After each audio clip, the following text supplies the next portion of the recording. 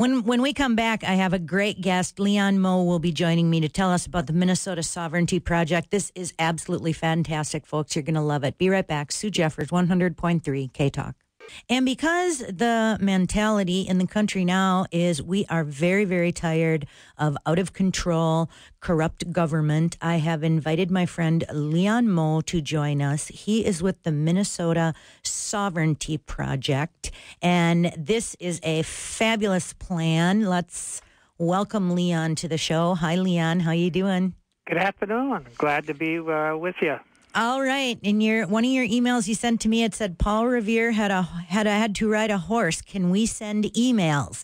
And you and I have been sending emails back and forth to each other for quite a while now. I can't wait for you to tell the listeners about the Minnesota Sovereignty Project. So why don't you start with telling a little bit about why this is important to you, why you got involved, and then how we can get involved.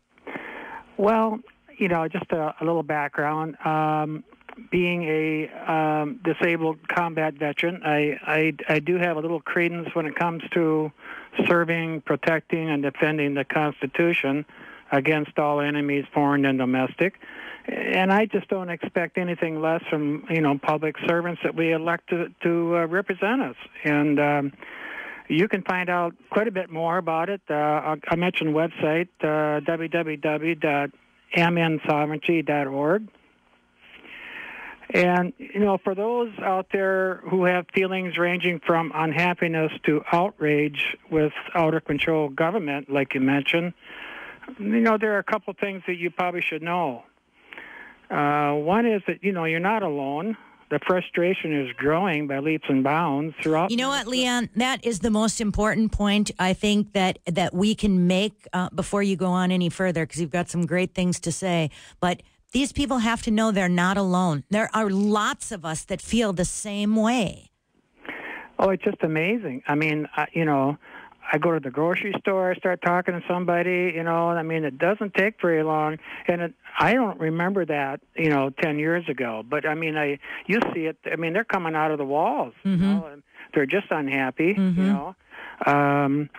But one of the things, the recent election results in the Massachusetts Senate race, I found, was quite a wonderful example of some of that frustration, And what I found even more impressive, and from my perspective, was that 51% of the voters were not affiliated with any political party, and they're just unhappy with, the corruption that's taken place. But okay, so now that we have established that we are unhappy, let me say that I believe that there is a solution for these folks. That solution is called the Constitution. Today we're talking about one important part of that Constitution called the 10th Amendment, which is about state sovereignty or states' rights. Again, I'll mention the website because you can catch up a little bit on some of this if you missed something, www.mnsovereignty.org. Mm-hmm. Okay, so now that we've established that we're unhappy and that there is a solution, now it's time to incorporate some action with this unhappiness. You can start by visiting the Minnesota Sovereignty Project website that I just mentioned. Click on Call to Action. Send some emails. Like I mentioned in my email to you previously, think back when Paul Revere was, sending a message and warning us what was taking place. He had to ride a horse, Can't we send some emails to let exactly state reps know what's how unhappy we are? Mm-hmm. And I'm really looking forward to November because I heard you mention earlier that, all 134 House seats are up for election. And, if these servants in Minnesota feel that we can't duplicate what took place in Massachusetts, you better try us on, folks, because it's coming. We're going to let you know we're unhappy. Exactly right. And you have a plan for February 4th, correct? Yes, we're going to have a welcome back to work party for the state legislature at the state office building, south entrance there. We're just going to get together and exercise some of our precious First Amendment rights that you were talking about. And that's just across Wright Street from the Sears parking lot there. So, it's 10 a.m. Thursday the 4th, and we will have prepared some literature to hand out to the legislatures, particularly the ones that have not got on board and co-authored this legislation.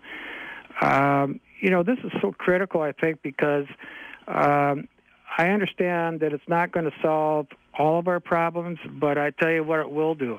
It will set a precedent for other things to follow.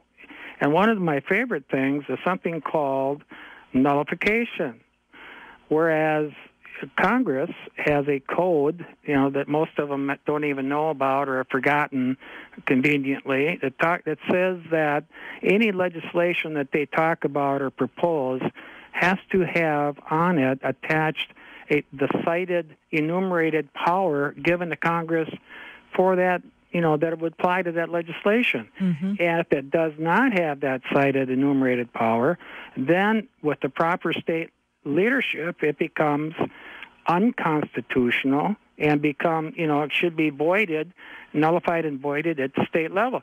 And we, in some of my trips to the state office building last year when the session was on, I was trying to find a legislator that could tell me how much of our $3 or $4 billion state budget deficit was tied directly to unauthorized, unfunded federal mandates. And the best answer I could accumulate was a significant amount.